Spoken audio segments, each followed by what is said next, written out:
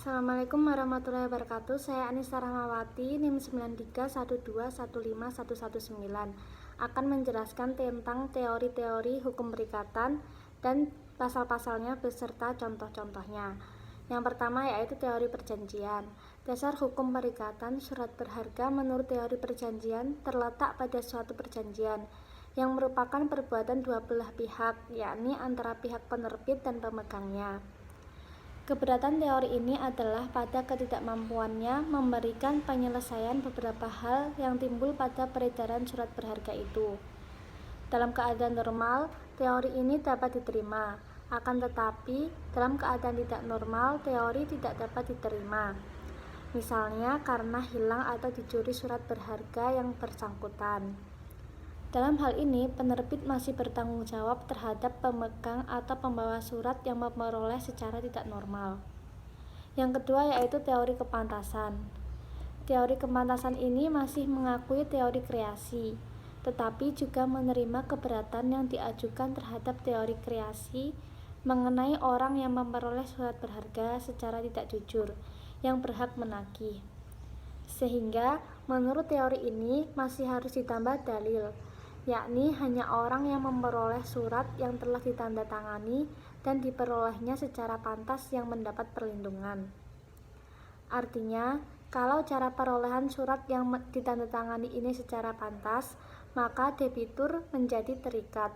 Tetapi teori ini masih tetap berpedoman pada perbuatan sepihak saja, sudah dapat menimbulkan perikatan. Yang ketiga yaitu teori penunjukan. Perikatan suatu surat berharga baru timbul dengan menunjukkan surat itu. Jika seorang menguasai surat berharga pada saat jatuh tempo dan menunjukkan kepada debitur untuk meminta pembayaran, maka pada saat itulah dia menjadi penagih. Dan pasal saat menunjukkan itu pula lah debitur menjadi terikat membayar. Teori tersebut menurut Abdul Qadir Muhammad tidak sesuai dengan fakta dan terlalu jauh bertentangan dengan undang-undang. Dikatakan tidak sesuai dengan fakta karena pembayaran itu adalah pelaksanaan dari suatu perikatan. Dengan demikian, perikatan harus sudah ada terlebih.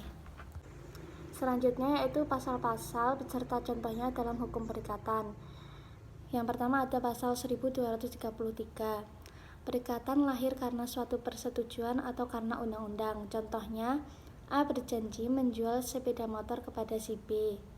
Akibat dari janji, A wajib menyerahkan sepeda miliknya kepada si B dan berhak menuntut harganya. Sedangkan si B wajib menyerahkan harga sepeda motor itu dan berhak untuk menuntut penyerahan sepeda. Selanjutnya ada pasal 1234. Perikatan ditujukan untuk memberikan sesuatu, untuk berbuat sesuatu, atau untuk tidak berbuat sesuatu. Contoh memberikan sesuatu: pemberian sejumlah uang, memberi benda untuk dipakai atau menyewa, penyerahan hak milik atas benda tetap atau benda bergerak. Selanjutnya yaitu pasal 1273. Hak memilih ada pada debitur jika hal ini tidak secara tegas diberikan kepada kreditur. Contohnya, Ali mempunyai tagihan uang kepada Badu yang sudah lama tidak dibayarnya.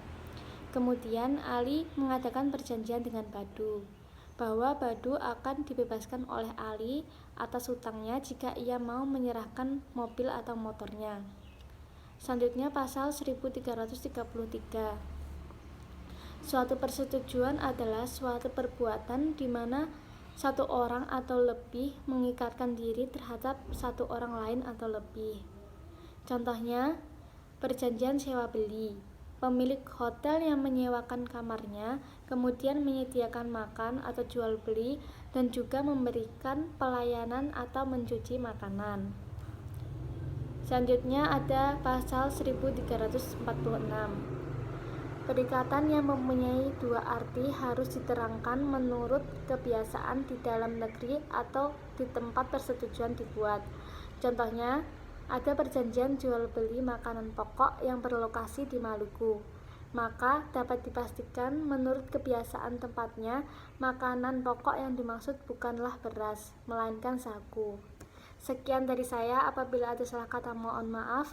Wassalamualaikum warahmatullahi wabarakatuh.